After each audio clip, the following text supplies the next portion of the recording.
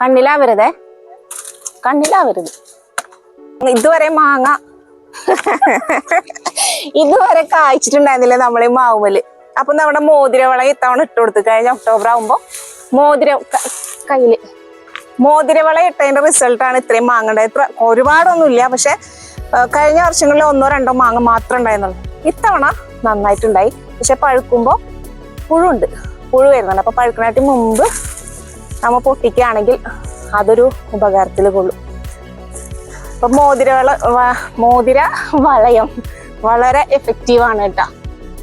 നമ്മുടെ മൂസക്കുട്ടി താരമാണ് നമ്മുടെ കൂടെ ഉള്ളത്. അങ്ങനെ പൊട്ടിച്ചു.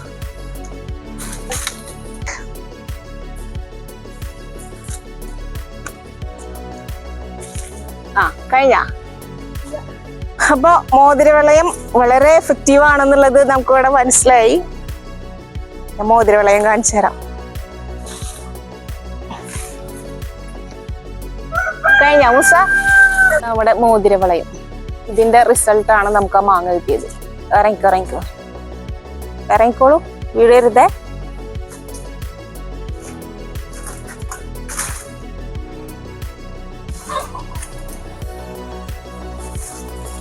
Very good.